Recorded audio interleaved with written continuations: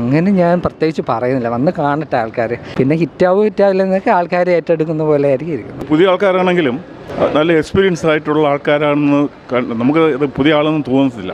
ഒരിക്കലും നമ്മൾ എക്സ്പെക്ട് ചെയ്യില്ല.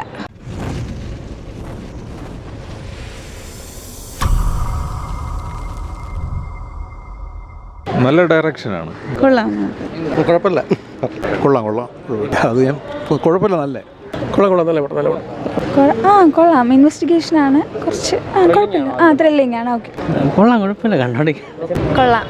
പുതിയ പുതുമുഖ ഡയറക്ടറും അതുപോലെ തന്നെ പുതിയ താരങ്ങളും ഒക്കെ അണിനിരന്ന സൂപ്പർ ഹിറ്റ് ആയിട്ടാണ് എനിക്ക് തോന്നുന്നത്. എല്ലാവരുടെയും അഭിനയമൊക്കെ സൂപ്പറായിരുന്നു, ഒരുപാട് ഇഷ്ടപ്പെട്ടു. നല്ല ത്രില്ലർ, ഒരിക്കലും നമ്മൾ എക്സ്പെക്ട് ചെയ്യില്ല.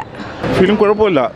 പിന്നെ പുതിയ ആൾക്കാരല്ലേ, പക്ഷേ പുതിയ ആൾക്കാരാണെങ്കിലും നല്ല എക്സ്പീരിയൻസ് ആയിട്ടുള്ള ആൾക്കാരാണെന്ന് നമുക്ക് ഇത് പുതിയ ആളൊന്നും തോന്നുന്നില്ല. അവർ ശരിക്ക് അഭിനയിച്ചവരാണെന്നുള്ളതാണ് തോന്നുന്നത്. കൊള്ളാം, ഫിലിം കുഴപ്പമില്ല. പക്ഷേ ഡയറക്ഷൻ സൂപ്പർ. ഇപ്പോൾ ഈ ഇടയ്ക്ക് വന്ന ഫിലിമുകളെല്ലാം മിക്കവാറും ഈ അന്വേഷണമാണ്. വലിയ കുഴപ്പമില്ല, പുതിയ ആൾക്കാരല്ലേ. നല്ലൊരു പടം, നല്ല എൻ്റർടൈൻമെൻ്റ് ഉണ്ട് കാണാൻ. നല്ലൊരു സൗണ്ട്, കണ്ടുകൊണ്ടിരിക്കാൻ സൗണ്ട്. അവസാനം വരെ നല്ല ത്രില്ലായിട്ടുണ്ട്. എടുത്തു പറഞ്ഞത് കേസന്വേഷണം തന്നെ. അവസാനം വരെയും എന്താണെന്നുള്ള ആളെ പിടിച്ചെടുത്തുന്ന നല്ലൊരു സിനിമ ഒരു കൊച്ചു സിനിമയാണ്. പിന്നെ ഒരു പുതിയ സംവിധായകൻ, ഏതൊരു പയ്യനാണ് എൻ്റെ ഡയറക്ടർ. പിന്നെ ഒരുപാട് പുതിയ താരങ്ങളൊക്കെ ഉണ്ട്. അപ്പോൾ അവരെല്ലാം നന്നായിട്ട് അഭിനയിച്ചിട്ടുണ്ട്.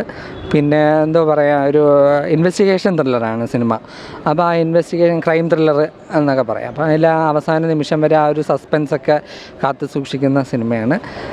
പിന്നെ ആ തിരക്കഥ എഴുതിയ എല്ലാം പുതിയ ആൾക്കാരാണ്. അപ്പോൾ ഒരു പുതിയ ആൾ വളരെ നന്നായിട്ട് ചെയ്തിട്ടുണ്ടെന്ന് തന്നെ പറയാം. എടുത്തു പറയാൻ പ്രത്യേകിച്ച് ആ തിരക്കഥയായിരിക്കും പറയുന്നത്. കാരണം അവസാന നിമിഷം വരെ ആ ഒരു സസ്പെൻസ് സൂക്ഷിക്കുക, അല്ലെങ്കിൽ ആ രീതിയിൽ കഥ ഇങ്ങനെ വഴിതിരിച്ച് ആരെങ്കിലും ഇങ്ങനെ പല ആൾക്കാരിലോട്ട് സംശയം ഇങ്ങനെ അങ്ങോട്ട് നമ്മുടെ ശ്രദ്ധയെ വേറെ ആളിലോട്ടെങ്കിലും കൊണ്ടുപോകില്ല. ആ രീതിയിൽ തിരക്കഥ കാണിച്ചിട്ടുണ്ട്. ആ രീതിയിൽ തിരക്കഥ നല്ലതെന്ന് വേണമെങ്കിൽ പറയാം.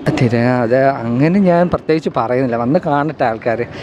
കുഴപ്പമില്ല, കാണാം എന്നുള്ള ഒരു കുരു കഴിക്കുന്നതും പിന്നെ ചിലരൊക്കെ കുരുങ്ങി പോകുന്നതും അതൊക്കെയാണ്. ഇൻവെസ്റ്റിഗേഷൻ ത്രില്ലറാണ്. പിന്നെ പറയാം, നമ്മൾ മലയാളത്തിന് കുറേ ഇൻവെസ്റ്റിഗേഷൻ ത്രില്ലർ, നല്ല ഇൻവെസ്റ്റിഗേഷൻ ത്രില്ലർ, ക്രൈം ത്രില്ലർ കിട്ടിയ വർഷമാണ് 2024. അങ്ങനെ വെച്ച് നോക്കുമ്പോൾ ഇതൊരു കുഞ്ഞു സിനിമയല്ല, ഒരു ചെറിയ പുതിയ സംവിധായകൻ അവർ നന്നായിട്ട് ചെയ്തിട്ടുണ്ടെന്ന് വേണമെങ്കിൽ പറയാം. പിന്നെ വരുന്നവർ വന്ന് കാണട്ടെ. ഒരുപാട് പുതിയ ആൾക്കാരുടെ അവസരം കൊടുത്തിട്ടുള്ള സിനിമയാണ്. അവരുടെയൊക്കെ പ്രതീക്ഷയൊക്കെ ഈ സിനിമയായിരിക്കും. ഈ ക്രൂവിൻ്റെ ഒരു പ്രതീക്ഷയായിരിക്കും. അങ്ങനെയുള്ളവർ വന്ന് കണ്ടോട്ടെ. ഒരു ക്രൈം ത്രില്ലറാണ്. ക്രൈം ത്രില്ലർ ഇഷ്ടമുള്ളവർക്ക് ധൈര്യമായിട്ട് വന്ന് കാണാം. പിന്നെ ഹിറ്റാവില്ലെന്നൊക്കെ ആൾക്കാർ ഏറ്റെടുക്കുന്ന പോലെ ആയിരിക്കും ഇരിക്കുന്നത്.